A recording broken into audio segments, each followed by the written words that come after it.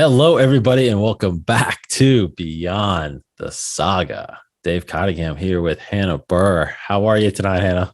I am well, and how are you? Doing well. It's a little cold out there tonight Just a and a little. little icy. And I'm in my basement, which is normally pretty cold, but I'm okay right now. So we're going to push through this. Thanks everybody for joining us. We are continuing our discussion regarding the Star Wars comic series, the original Star Wars comic series that started the first volumes that kicked off the new canon. And we are up to volume 8, Mutiny at Mon Cala. Gotta say Cala. Okay, so this written by Karen Gillian, and it collects the issues of Star Wars 44 through 49. We just came off fantastic volume 7, which was the Ashes of Jeddah, which I think we both raved about, right? Yes. So let's get into this one. Hannah, what was your overall take of this story arc? First thing I want to say is, how the heck are we going to get from here to Hoth? Because I know there's not a lot of time left to fill in the gap between the two. So right off the bat, it's like, okay, how the heck are we going to connect point B to C at this moment? That being said, with this comic, you once again have another mission-oriented story. It is a little more Leia focused. It's centered around a heist, trying to control some ships, also trying to speak to a king in order to get support for the rebellion.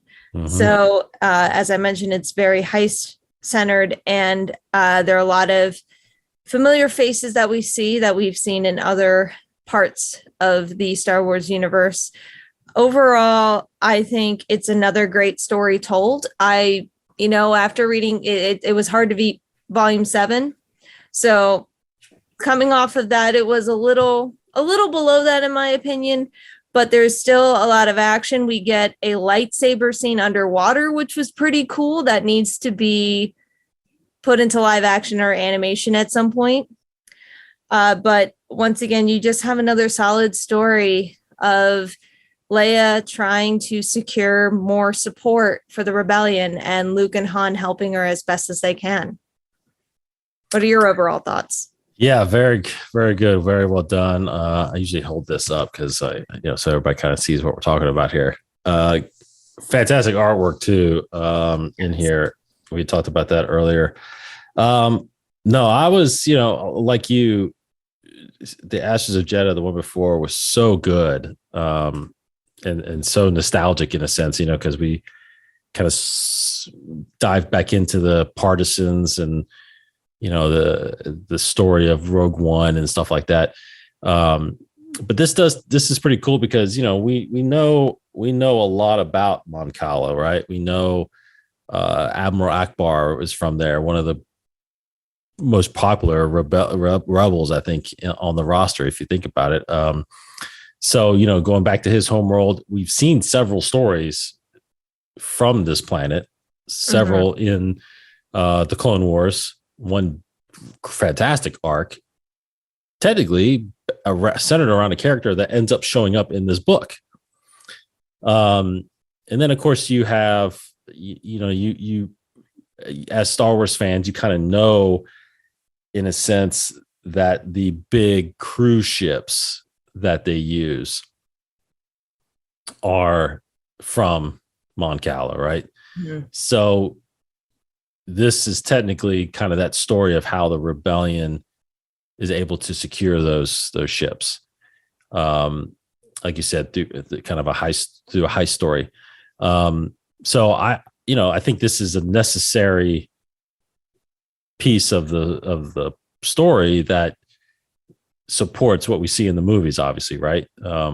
Because if you think about it, come Return Empire Strikes Back, when they get discovered and they have to evacuate, and basically we see a bunch of ships evacuating, and then of course by the end of the movie, when Han's getting his hand repaired and they're about to go look for Han, there's a whole fleet of ships there. Obviously, it's kind of a question about where do these ships come from.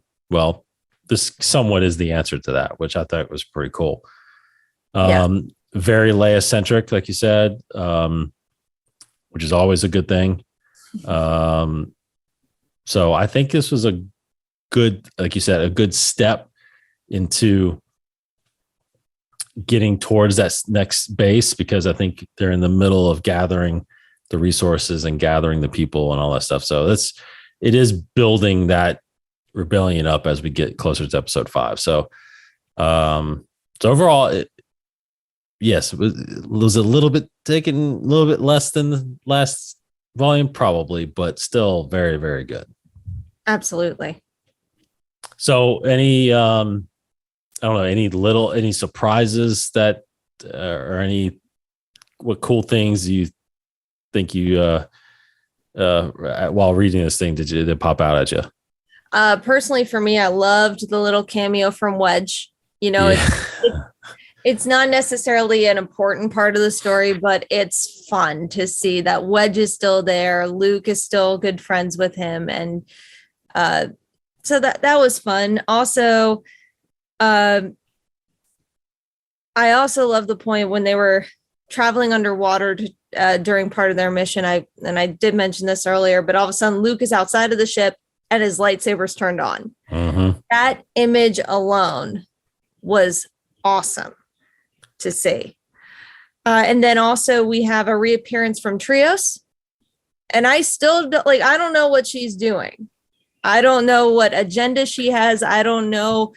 I'm really trying not to give away too much here, but I seriously do not know what her plan is, what her agendas are, what she wants, except maybe survival at this point. Right. But it's always nice to see Leia continually step up in this role of leadership, especially when we are constantly reminded about how young she is. Mm-hmm. And for someone, especially a woman that young, to have that much command and that much responsibility, and she's taking it in stride. It's just, it's inspiring and really powerful. Nice. Yeah. I was surprised to see her, and she's one that seems like she's almost popping up in every one of these stories. I think it was either volume 3 or 4 where we got introduced to her and her planet. I think it's Sotoran or something like that. I think it is. And it was, you figure, I just figured that story was over and we would, go on and move on to other characters, but she does keep popping up, which is good. I mentioned earlier, I think one of the surprise I had was Lee Char showing back up, who, if you know this character, he is basically the king of Mon Cala. He's been there now for, it seems like, over 20 years, because we saw him basically take the place of his father as king in a Clone Wars episode, Clone Wars arc, which was a fantastic arc. And I believe it was the start of season 4. I think it was the first 3 or 4 episodes of season 4. Fantastic episodes where, Kit Fisto's in there, and obviously Anakin and Ahsoka help with what's happening there. Basically a war between, it's basically an internal war between the Mon Calamari and oh my God, I can't believe I forgot the other species. I remember them. The other underwater species. I'll look it up again. But yeah, so Lee Char is part of this story. That's the rebels are trying to get him to commit, basically, to the rebellion. So I was kind of surprised to see that. I thought that was an interesting addition. A lot of people that probably haven't seen the Clone Wars are a little out of it. may not have picked that up a lot, but as soon as I saw that, or as soon as I heard the name, and it's like, man, that's crazy that they reached all the way back to the prequels. Just and just an unbelievable tie-in. Fantastic. Oh, absolutely. Yeah. So, okay. What else? What else can we say without giving it away? I don't really know if there is anything else except hijinks ensues. Yes. Some pretty comical moments in there. Good action. Yes. Great action. A couple of other cameo surprises that may or may not make you do a double take. True. And question reality as we know it.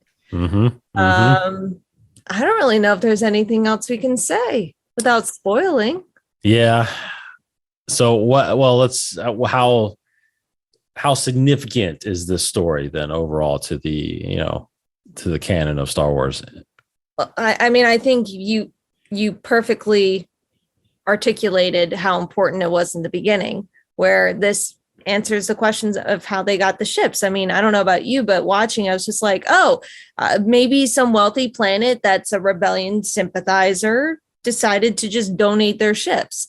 But this is actually pointing us and giving us the answer to that question that we didn't realize we had to ask. Mm-hmm. So in that case, it's very significant. Yeah. Outside of that, I'm not 100% sure. Except it's another great story. It's another great tale about Leia leading her people and trying to gather more people for the rebellion.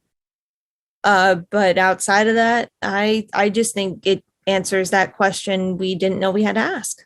Yep. Yeah, I think it's pretty significant. I do think, we can say whether or not the story is good or not, which it is. Yes. But overall, it does contribute to the overall story of the original trilogy, right? And that's what this is trying to do, is fill in that gap, right? And I think we've had a couple. I mean, I think there was a couple of volumes ago where we're like, yeah, this is a filler. These are filler issues, right?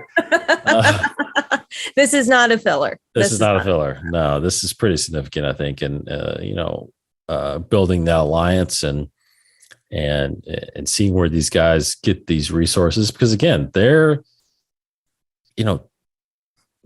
dare I say it, like they're the terrorists of the galaxy. I mean, a lot of people view them like this, right? They don't know fully the lengths that the Empire is going on these different planets and wiping planets out and stealing resources.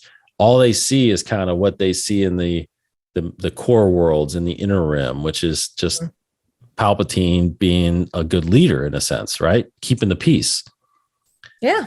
But in the mid rims, mainly in the outer rims, it's like there's just chaos out there, and that's where the rebels are trying to operate, and they're trying to gather these alliances as they go around the galaxy and find a new base. And I think it's pretty significant how they find these resources and get these resources. That's why I loved the Rebels TV show, right? Because you see a lot of that also, is this little band, how they're gathering resources, how they're helping communities that are being, neglected by the Empire and stuff like that. So,